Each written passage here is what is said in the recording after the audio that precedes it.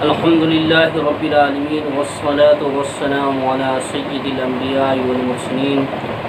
وعلى آله وأصحابه ومن اتبعهم أجمعين أما بعد اللهم صل على محمد وعلى آل محمد كما صليت على إبراهيم وعلى آل إبراهيم إنك حميد مجيد اللهم بارك على محمد وعلى آل محمد كما باركت على إبراهيم وعلى آل إبراهيم إنك حميد مجيد۔ میرے دینی بھائیوں اور دوستوں، کل میں نے آپ لوگوں کے سامنے میں جو باب الایمان سے حدیث پیش کی تھی، آج الحمدللہ ثم الحمدللہ اس کی کچھ تشریح آپ لوگوں کے سامنے میں پیش خدمت ہے۔ اس سے قبل کہ سرزمین مبارک پور کے اندر ایک سانحہ پیش آیا اور ہمارے قریبی دوست اور والد مرحوم کے رشتہ دار جناب میراث صاحب مبارک پوری کی والدہ اور جناب تاج الدین صاحب کی دادی، جو ہمارے کلاس ساتھی بھی رہ چکے ہیں، جان پہچان بھی ہیں، ایک ساتھ اٹھنا بیٹھنا، گفتگو محادثات ہم لوگوں کے ساتھ میں ہوا کرتے تھے۔ آج ان کی دادی دار فانے سے دار البقاء کی طرف کوچ کر گئی۔ اللہ تبارک و تعالیٰ ان کے درجات کو بلند عطا فرمائے، اور آئین مشتاق کے چاہنے والوں سے، ان کے عقیدت مندوں سے ہم درخواست کرتے ہیں کہ آپ تمام حضرات ان کے درجات کے لیے دعا فرمائیں۔ اللہ تعالیٰ قبر کی سختی سے ان کی حفاظت عطا فرمائے، قبر سے لے کر کے میدان محشر تک نرمی کا معاملہ عطا فرمائے، اور جنت الفردوس میں اعلیٰ مقام نصیب عطا فرمائے۔ تو میرے دینی بھائیوں اور دوستوں، حدیث کا اصل منشا امت پر اس حقیقت کو واضح کرنا ہے کہ تمام اعمال کی صلاح و فساد اور مقبولیت و مردودیت کا مدار نیت پر، یعنی عمل صالح وہی ہوگا اور اسی کی اللہ کے یہاں قدر و قیمت ہوگی جو صالح نیت، جو اچھی نیت، جو خیر کی نیت ہو، جس نیت کے اندر بھلائی ہو، اور جس نیت کے اندر انسان کو صراط مستقیم تک پہنچا دے، اور ایسی ہی نیت سے انسانوں کو وہ کام بھی کرنا چاہیے، تاکہ ہماری جو نیتیں ہیں وہ نیت اچھی ہو اور بہتر ہو، اور اس نیت کے ذریعے سے ہم اللہ کے نزدیک مقبول اور بہتر ہوں گے، بلکہ نیت کے مطابق فاسد اور مردود ہوگا، اگرچہ ظاہری نظر میں صالح ہی معلوم ہو۔ حاصل یہ ہے کہ اللہ تعالیٰ عمل کے ساتھ نیت کا اور ظاہر کے ساتھ باطن کا بھی دیکھنے والا ہے۔ اس کے یہاں ہر عمل کی قدر و قیمت عمل کرنے والوں کی نیت کے حساب سے لگائی جاتی ہے۔ اب کسی انسان کو یہ غلط فہمی نہ ہونا چاہیے اور غلط فہمی کا وہ شکار نہ ہو کہ ایک انسان اگر چوری کر رہا ہو، ڈاکہ زنی کر رہا ہو، کسی کے مال کو لوٹ رہا ہو، کسی غریبوں پر ظلم کر رہا ہو، اور کسی کے زمینوں کو ناجائز قبضہ کر رہا ہو، کسی کے گھروں کو توڑ رہا ہو، پھوڑ رہا ہو، اور کسی کے ساتھ میں ظلمیت کا وہ شکار بنا رہا ہو، اور اس کی نیت اچھی ہو کہ ہم جو یہ کام کر رہے ہیں تو اس میں بہتر یہ ہے، اچھا یہ ہے کہ جو دوسرے غریب ہیں، یتیم ہیں، جو دوسرے بیوہ ہیں، ہم اس کی کفالت کر لیں گے، ہماری نیت اچھی ہے، سمجھے کہ نہیں؟ تو یہ مذہب اسلام کے ساتھ ایک تلاعب کا معاملہ ہوگا، ایک مذاق کا معاملہ ہوگا، ایک کھیل کا معاملہ ہوگا، سمجھے کہ نہیں؟ کہ یہاں نیت سے مراد یہ نہیں ہے کہ نیت ہم اچھی کر لیں اور ہم چوری کریں یا ڈکیتی کریں یا زناکاری کریں، سمجھے کہ نہیں؟ یا ہم فواحش میں مبتلا ہوں اور نیت اچھی رکھیں، تو ایسی نیت سے یہ مذاق ہو جاتا ہے، اور ایسی نیت انسانوں کے لیے گمراہ کن ہو جاتی ہے، اور ایسی نیت سے اللہ تعالیٰ ہم تمام لوگوں کی حفاظت فرمائے۔ بعض لوگوں نے آپ سنے بھی ہوں گے اور بعض لوگوں کے خیالات بھی ہوتے ہیں کہ بھائی میں چوری اس لیے کرتا ہوں تاکہ کسی غریب کا بھلا ہو جائے، میں ڈاکہ زنی اس لیے کرتا ہوں تاکہ کسی یتیم کی پرورش ہو جائے، تو اس سے یہ نیت کا دار و مدار ثواب کے اوپر نہیں ہے۔ اور خود صاحب کتاب نے بھی، حضرت مولانا منصور نعمانی صاحب نے بھی صفحہ نمبر 44 پر اس کی مکمل وضاحت کر لی ہے۔ آپ لوگ اس کتاب کے پیج کو کھول سکتے ہیں، پڑھ سکتے ہیں اور دیکھ بھی سکتے ہیں اور اس کا مطالعہ بھی کر سکتے ہیں۔ جو ہماری جہاں تک جانکاری اور فہم و فراست ہے میں اس کے مطابق بتا رہا ہوں، اور جہاں تک حضرت مولانا کی بات ہے ان کے تو قدموں کے دھول کے برابر بھی یہ بندہ نہیں پہنچ سکتا ہے جو ان کا علم تھا۔ اور جہاں تک ہم نے ان کی کتابوں کا، ایک سے کتابوں کا مطالعہ کیا، تو مجھے اس زمانے میں ویسا نہ کوئی مقرر نظر آیا، نہ کوئی مصنف نظر آیا، نہ کوئی ویسی بے باک شخصیت نظر آئی جن کا اپنے زمانے میں ایک بہت ہی بڑا اور عظیم کردار رہا ہو۔ باہر کے انشاءاللہ کبھی موقع ملے گا تو میں حضرت مولانا منصور صاحب نعمانی کی سوانح حیات پر بھی اپنے چینل کے چاہنے والوں کے ذریعے سے ان کے اوپر وضاحت کروں گا۔ تو میرے دینی بھائیوں اور دوستوں، جو بھی کام ہوتا ہے وہ نیت کے مطابق ہوتا ہے۔ اب نیت کے تعلق سے اگر سوچیں، یہ بہت ہی باریک مسئلہ ہے کہ ایک شخص نمازوں کو پڑھتا ہے خشوع اور خضوع کے ساتھ میں، وہ چاہتا ہے کہ ہم نمازوں کو ادا کریں، اللہ کی عبادت کریں، لیکن دل کے اندر اس کی یہ منشا رہتی ہے، دل کے اندر اس کی یہ چاہت ہوتی ہے کہ ہم جو یہ نماز پڑھ رہے ہیں، لوگ ہم کو متقی کہیں، لوگ ہم کو پرہیزگار کہیں، لوگ ہم کو عبادت گزار کہیں، اور لوگوں کے درمیان میں ہمارا مقام بلند ہو، لوگوں کے درمیان میں ہماری شہرت ہو، لوگوں کے درمیان میں ہماری عزت ہو، اور لوگوں کے درمیان میں ہمارا رتبہ بلند ہو۔ تو فرمایا کہ اس نیت کے تعلق سے بھی اللہ تبارک و تعالیٰ اس دن اس سے سوال کرے گا اور پوچھے گا کہ تمہارے دلوں میں جو باتیں کھٹک رہی تھی اور جو تم چاہ رہے تھے وہ تم کو مل چکا۔ چنانچہ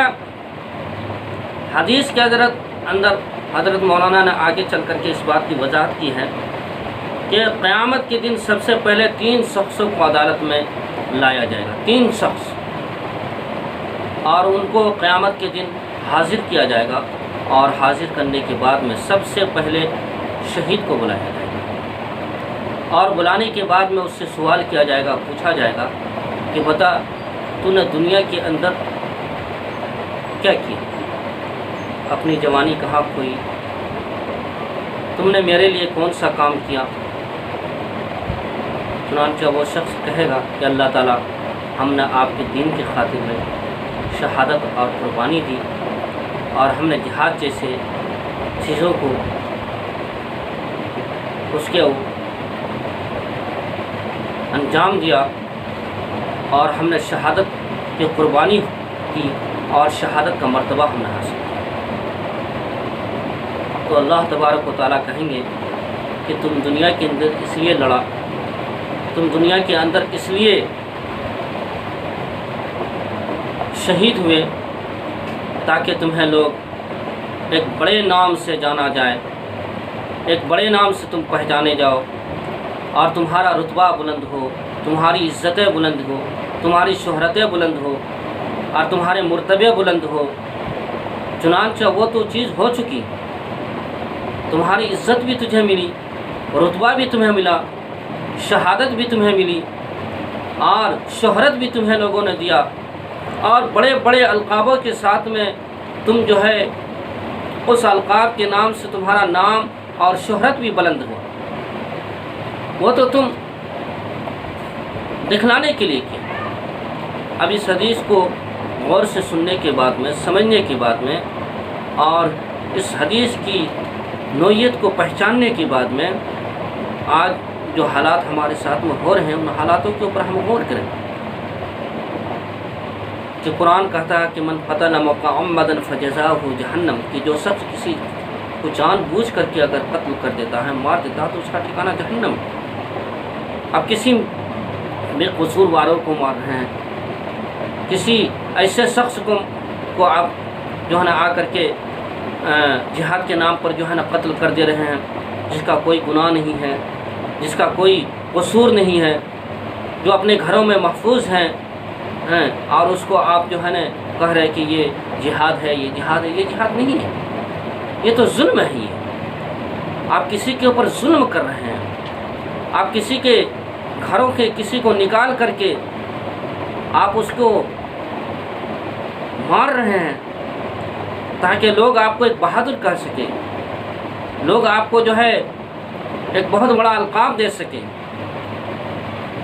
تو ان چیزوں سے مسلمانوں کو کیا کرنا چاہیے؟ بچنا چاہیے، محفوظ ہونا چاہیے،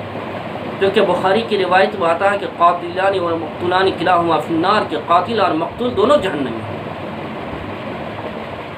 اگر ایک مسلمان دوسرے مسلمان کے خلاف اگر تلوار آزمائی کرتا ہے، ہتھیاروں کا استعمال کرتا ہے، اور اس ہتھیار کے ساتھ میں ایک مسلمان دوسرے مسلمانوں کے ساتھ میں اس کو قتل کرنے کے در پر بھی آتا ہے، تو وہ بہت بڑا گناہ ہے۔ اور وہ گناہ کیا ہے؟ کہ کلاہما فی النار، دونوں کی دونوں جہنمی۔ صحابہ نے پوچھا کہ اللہ کے رسول، جو شخص پہلے سبقت کر رہا تھا اس کا تو جہنمی ہونا معلوم ہے، لیکن جو شخص بعد کا مسئلہ ہے وہ جہنمی کیسے ہے؟ تو اللہ کے رسول صلی اللہ علیہ وسلم نے جواب دیا کہ یہ بعد والا بھی شخص پہلے کو قتل کرنے کی سازشیں کر رہا ہے۔ تو غور کیجئے مذہب اسلام کی تعلیم کیا ہے، مذہب اسلام نے کتنی اچھی تعلیم دی ہے، مذہب اسلام نے کتنا بہتر اور سلیقے سے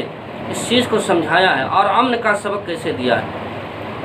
سلامتی کا سبق کیسے دیا ہے، کہ جب ہم حدیثوں کو پڑھتے ہیں تب جا کر کے ہمیں سمجھ میں آتا ہے کہ اسلام امن کا سبق دیتا ہے، اور اسلام ان ناجائز طریقوں سے خواہ وہ کسی کے ساتھ میں بھی ہو رہا ہو اس کی اجازت اسلام نہیں دیتا ہے، اور جو شخص ایسا کرتا ہے اللہ کی لعنت اس کے ساتھ میں ہوتی ہے، اور اللہ کی اس شخص کے اوپر جو ہے رحمت اس سے محروم ہو جاتی ہے، اور کل قیامت کے میدان میں ایسے شخصوں کو حاضر ہو کر کے اللہ کے روبرو جواب دینا پڑے گا۔ جو جنت کا وعدہ اس کے لیے کیا جا رہا ہے وہ جہنم اس کے ساتھ میں ہوگا، اس لیے کہ اس نے معصومیت کا خون بہایا ہے، اس نے انسانیت کا خون بہایا ہے، اس نے کسی کو محروم کر دیا، اس نے باپ کو بیٹے سے محروم کر دیا، بیٹے کو باپ سے محروم کر دیا، ماں کو بیٹی سے محروم کر دیا، بیٹی کو ماں سے محروم کر دیا۔ گویا کہ یہ بہت ہی بڑا ایک گناہ اس شخص کر رہا ہے، اور نام کیا دیتا ہے اس کا؟ جہاد کے طور پر دیتا ہے کہ ہم جہاد کر رہے ہیں۔ کتنا بڑا گناہ ہے، کسی کو آپ قتل کر رہے ہیں شہرت کے خاطر، پیسے کے خاطر، عزت کے خاطر، روپیے کے خاطر، ہر چیز کے خاطر، اور اس کو آپ جو ہے نا لقب دے دیتے ہیں ایسی چیزوں سے۔ اور دوسرے والے بھی اگر یہ سنتے ہیں یہ سوچتے ہوں گے کہ مذہب اسلام کی تعلیم نہیں، مذہب اسلام کی تعلیم یہ نہیں، مذہب اسلام نے